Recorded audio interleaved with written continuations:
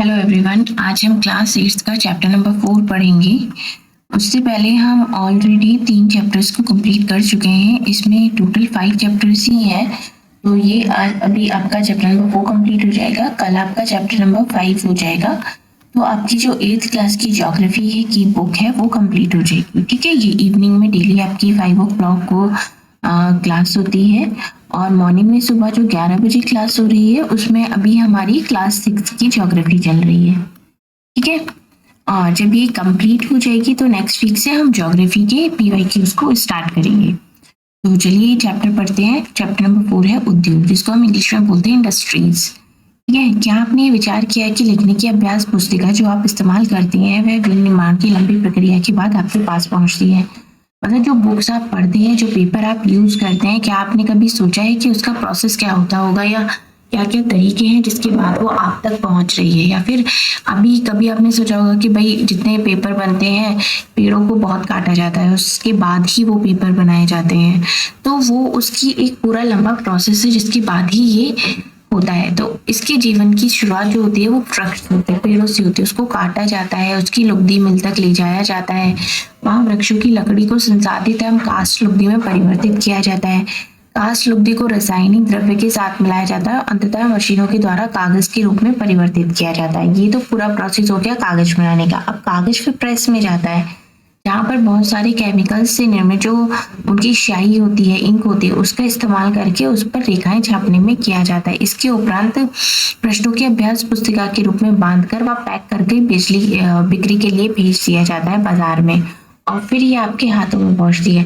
तो आप समझ सकते हैं कि कितना लंबा प्रोसेस है। ये एक पेड़ को काटा जाता है, फिर उसकी लुगदी बनाई जाती है, फिर उसको भेजा जाता है फैक्ट्री में, उसके बाद उसके साथ केमिकल्स को मिलाया जाता है, फिर उसको कागज का रूप दिया जाता है।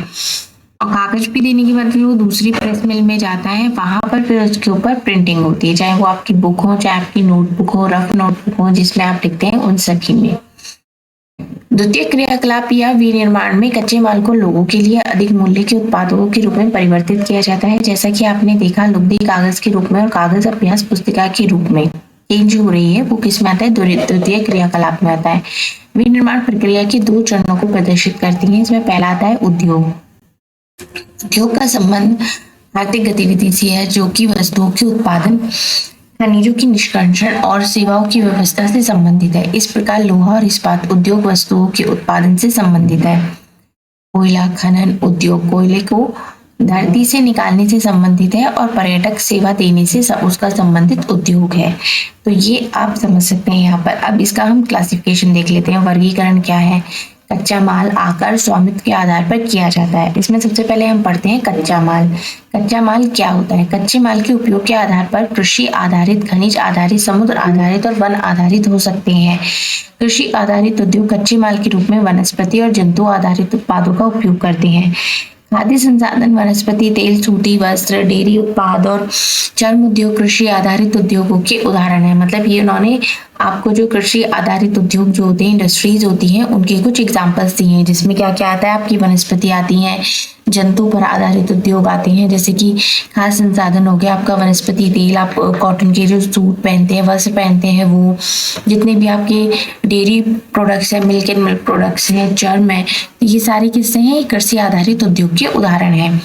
अब बात कर लेते हैं खनिज आधारित उद्योग। खनिज आधारित उद्योग क्या होते हैं? ये प्राइमरी उद्योग हैं जो कि खनिज अयस्कों का उपयोग कच्चे माल के रूप में करते हैं। इन उद्योगों के उत्पाद अन्य उद्योगों का पोषण करते हैं।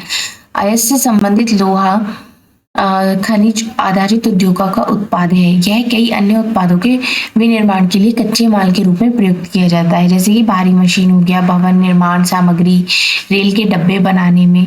तो ये खनिज आधारित उद्योग के कुछ एग्जाम्पल्स इन्होंने बताए हुए हैं। अब बात करते हैं समुद्र आधारित उद्योग, मतलब जो समुद्र पर डिपेंडेंट है। सागरों और महासागरों से प्राप्त उत्पादों का उपयोग कच्चे माल के रूप में किया जाता है। समुद्री खाद्य प्रसंस्करण उद्योग और मत्स्य तेल निर्माण इसके कुछ उदाहरण है। मत्स्य मतलब मछली का तेल और उद्योग, ये सब इसके एग्जाम्पल्स हो गए। वन आधारित उद्योग में क्या होता है? वनों से प्राप्त उत्पाद का उपयोग कच्चे माल के रूप में करते हैं, जैसे कि लुगदी और कागज, औषध, रसायन, फर्नीचर, भवन निर्माण, वनों से संबंधित उद्योग है, मतलब यहाँ पर पेड़ों को काटा जाता है और ये सारा यूज किया जाता है। अब बात कर लेते हैं आकार की।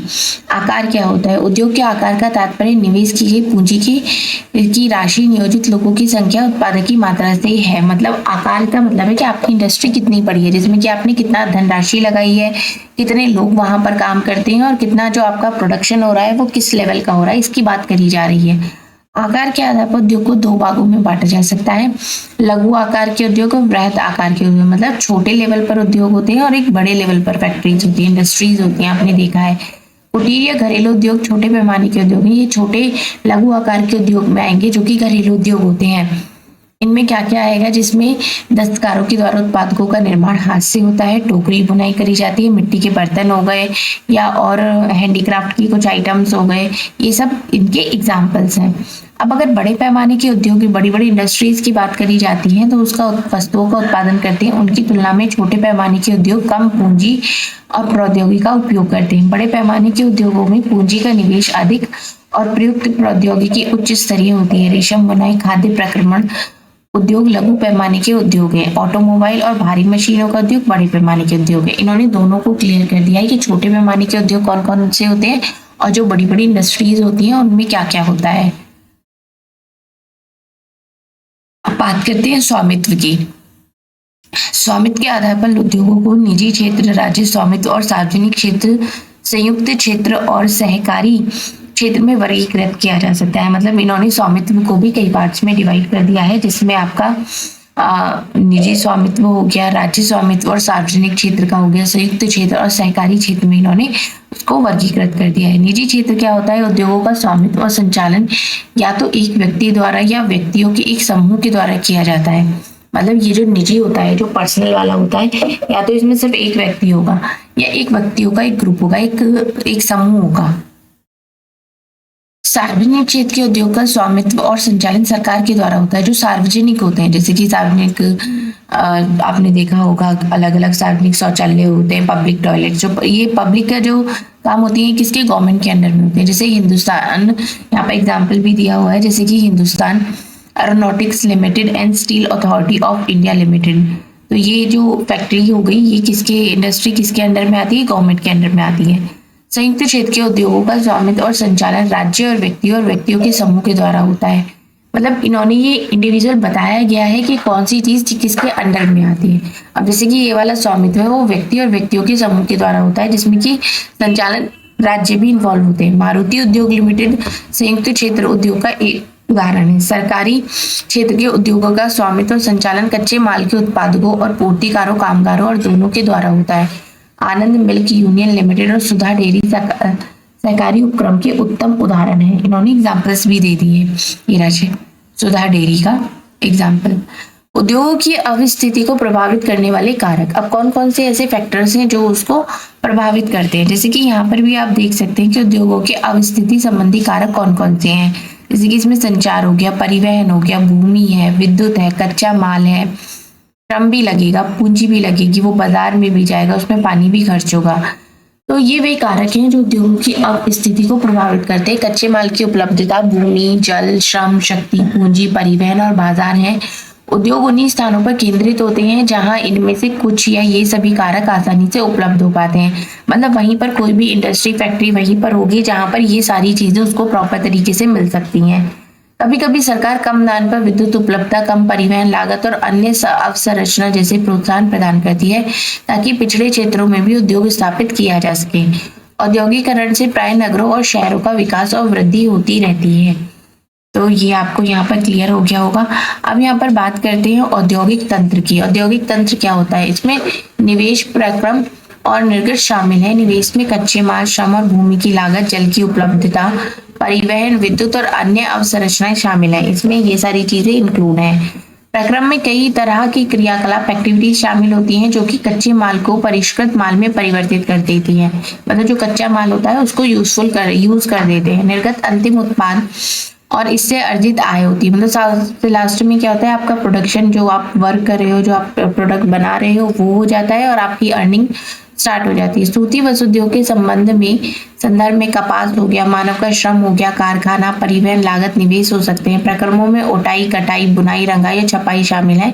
कमीज जिसे आप पहनते हैं वह उत्पादक है। तो इन्होंने क्लियर कर दिया है कि जैसे कि आप एक कॉटन की बात करते हैं तो अगर उद्योग के संदर्भ में बात करी जा रही है तो ये सारी चीजें जो हो गई ये एक इन्वेस्टमेंट हो गई आपकी, ठीक है। ये क्या हो गई, ये उनकी प्रोसेसिंग हो गई।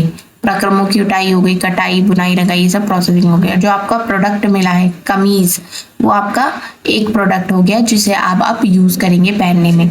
अब यहाँ पर देख लेते हैं औद्योगिक प्रदेश। औद्योगिक प्रदेश का विकास तब होता है जब कई तरीके के उद्योग एक दूसरे के निकट स्थित होते हैं।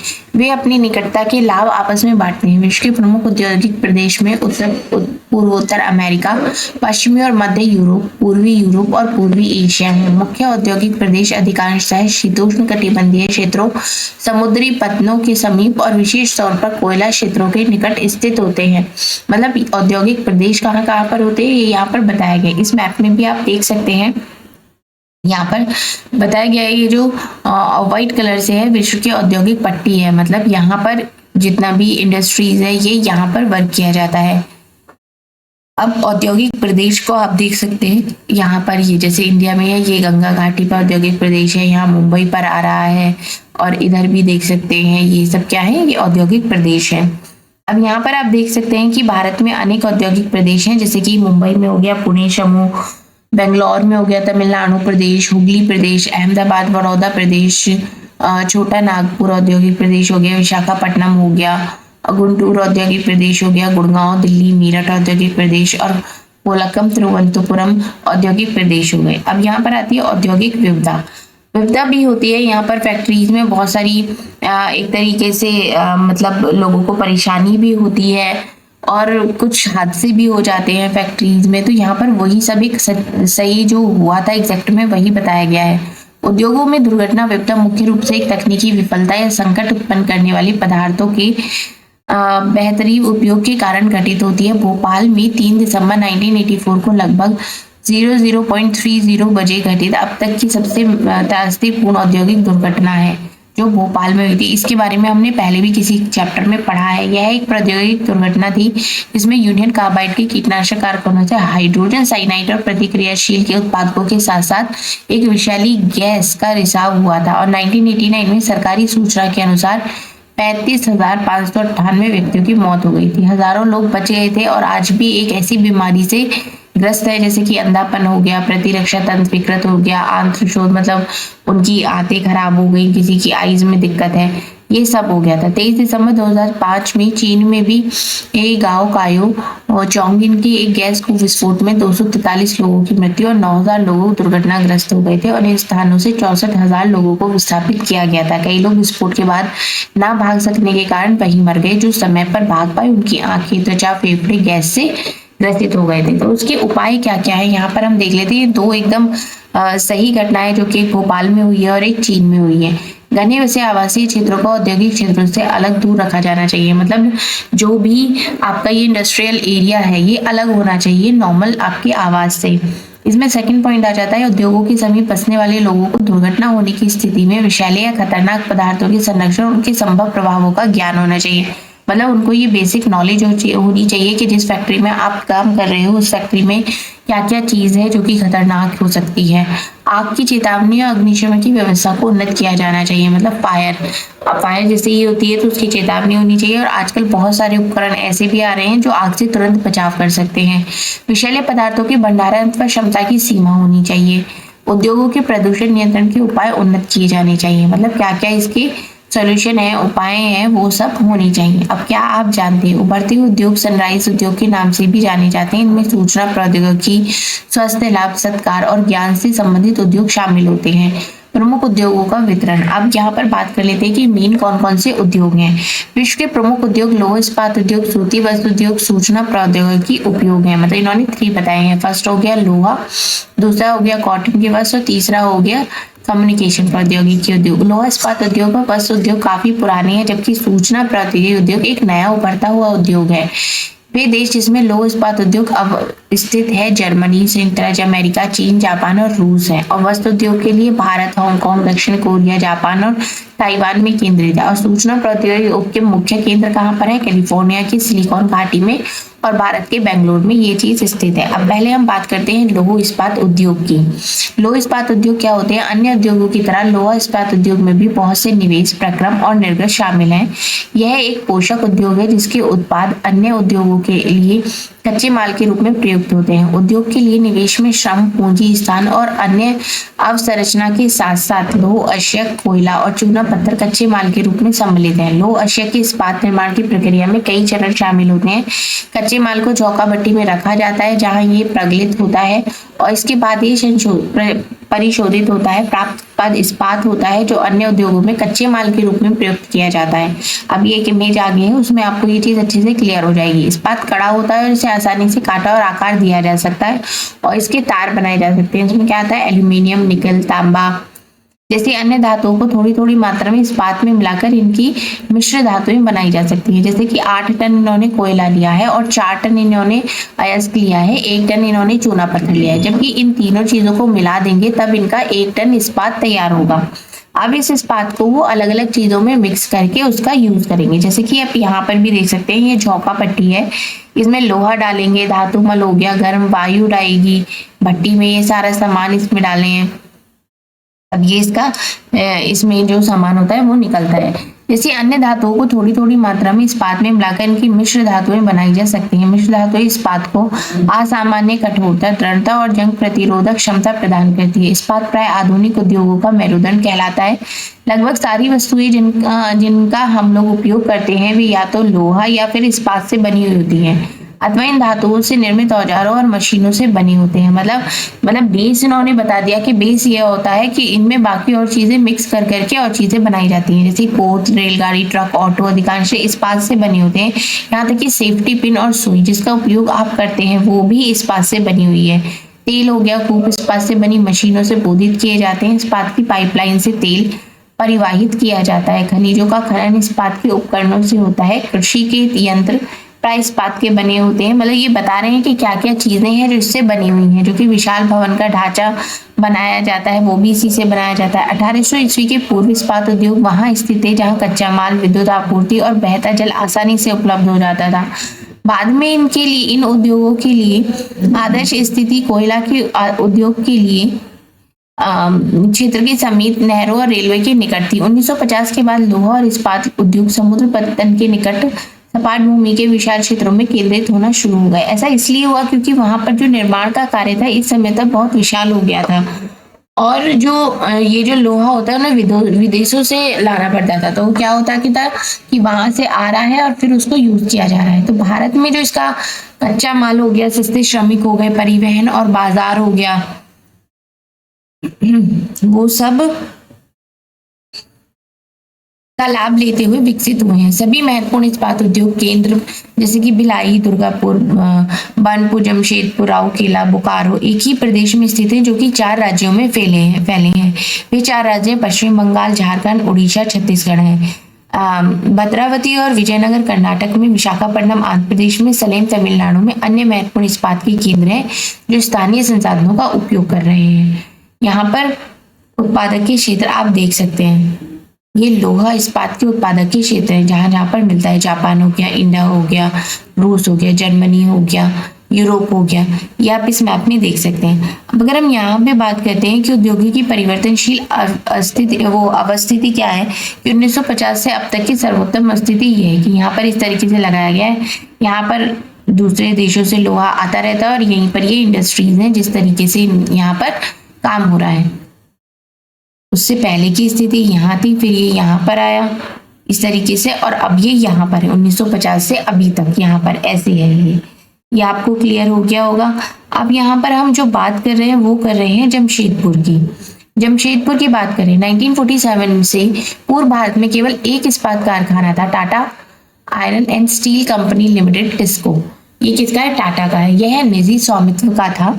स्वतंत्रता के पश्चात सरकार ने यह कार्य अपने हाथ में लिया और बहुत से लौह इस्पात संयंत्र स्थापित कर दिए थे। झारखंड में स्वर्णरेखा और खरगई नदियों के संगम के समीप साक्षी में सन 1907 में टिस्को की शुरुआत की गई थी और बाद में साक्ची के नाम बदलकर जमशेदपुर रखा गया था। भौगोलिक रूप से जमशेदपुर देश में लौह इस्पात केंद्र के रूप में सर्वाधिक सुविधाजनक स्थान पर है। मतलब यहाँ पर सबसे ज्यादा ये सही तरीके से होता है। अब आप इस मैप के थ्रू भी समझ सकते हैं जमशेदपुर में लौह इस्पात उद्योग की अवस्थिति क्या क्या है। ये हो गया रेलवे स्टेशन टाटानगर, आदित्यपुर। यहाँ पर ये आप देख सकते हैं कि ये मेन सड़कें हैं जो ऑरेंज कलर में है और इस तरीके से जो है ये रेलवे लाइन है। यहाँ पर आप समझ सकते हैं कि किस तरीके से यहाँ पर जो है ये इस्पात का कार्य किया जाता है। स्वर्ण रेखा नदी भी है ये जो जा रही है।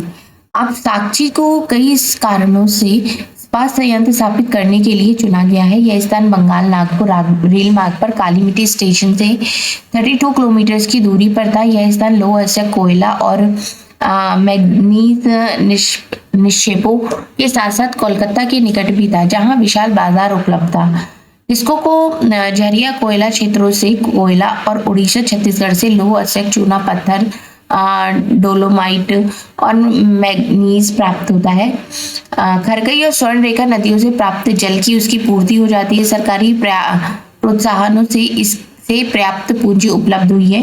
जमशेदपुर में टिस्को की स्थापना के बाद कई अन्य औद्योगिक संयंत्र स्थापित किए गए। मतलब एक बार वो उसकी स्थापना हो गई तो उसके साथ साथ और भी कई इंडस्ट्रीज को लगाया गया। इसमें जो मेन थी वो रसायन हो गया, इंजनों के पुर्जे बनाने वाली हो गया, कृषि के उपकरण बनाने वाली हो गया, मशीनें, टिन की चादरें बनाने वाली, केबल और तार का उत्पादन करने वाली इंडस्ट्रीज भी वहां पर लगाई गई। भारत में लौह इस्पात के उद्योगों के विकास से त्वरित औद्योगिक विकास आरंभ हो गया और भारतीय उद्योग के लगभग सभी क्षेत्राधिकारता अपने आधारभूत अवसंरचना के लिए लौह इस्पात उद्योग पर निर्भर हो गए। भारतीय लौह इस्पात उद्योग में वृहत समकालिक इस्पात संयंत्रों के साथ साथ लघु इस्पात मिल भी सम्मिलित हैं। इसमें द्वितीयक उत्पादक, रोलिंग मिल और सहायक उद्योग भी शामिल होते हैं। अब इसमें होता है पिट्सबर्ग। पिट्सबर्ग क्या होता है? ग्रेट लेक्स के नाम सुपीरियर, ह्यूरस, ओंटारियो, मिशिगन और इरी है। इन 5 झीलों से सुपीरियर झील सबसे बड़ी है, जो कि अन्य की तुलना में उच्च ऊर्ध्वाधर प्रवाह पर स्थित है। मतलब ये आपकी एक बेसिक नॉलेज के लिए यहाँ पर इन्होंने बताया गया है। अब हम बात करते हैं पिट्सबर्ग की। ये क्या होता है? ये संयुक्त राज्य अमेरिका के एक महत्वपूर्ण इस्पात नगर है। पिट्सबर्ग के इस्पात उद्योगों को स्थानीय सुविधाएं दी जाती हैं। कच्चा माल जैसे कि कोयला पिट्सबर्ग में ही उपलब्ध होता है, जबकि जितना भी लोहे का मिनीसोटा की लोहे की खानों से प्राप्त होता है, जो कि पिट्सबर्ग से लगभग 1500 किलोमीटर दूर है। यहाँ से ये लाया जाता है और फिर ये इसके मिल में डालकर इसका यूज किया जाता है। इन खानों और पिट्सबर्ग के बीच नौ परिवहन का सर्वोत्तम मार्ग है। ग्रेट लेक्स जलमार्ग आता है, मतलब वो पानी का थ्रू, जल मार्ग के थ्रू इसको लेकर आते हैं। ऐसे के नौ परिवहन हेतु 7 मार्ग है। ग्रेट लेक्स के पिट्सबर्ग क्षेत्र तक लौह अयस्क रेलगाड़ियों से लाया जाता है। ओहियो, मोनोंगहिला और एल्गनी नदियों से पर्याप्त जल प्राप्त होता है। आज पिट्सबर्ग में बहुत कम बड़ी इस्पात मिल है। ये मिल पिट्सबर्ग के ऊपर मोनोंगहिला और एल्गनी नदी की घाटियों में तथा पिट्सबर्ग के नीचे ओहियो नदी के सहारे स्थित होते हैं। मतलब परिक्षण इस्पात और स्थल जल दोनों मार्गों के बाजार में भेजा जाता है। मतलब ये दोनों तरीके से अपने माल को मार्केट में भेजते हैं, चाहे वो जल के थ्रू हो चाहे नॉर्मल तरीके से वो भेजें। पिट्सबर्ग क्षेत्र में इस्पात मिलों के अतिरिक्त अन्य कारखाने हैं। ये रेल पट्टी उपकरण और भारी मशीनों के उत्पादन में इस्पात का कच्चे माल के लिए उपयोग करते हैं।